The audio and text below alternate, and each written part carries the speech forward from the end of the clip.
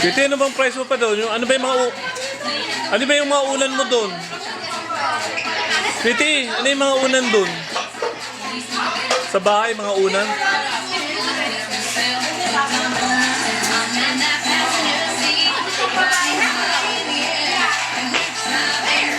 Baka may grand prize ka sa mga sa sayo.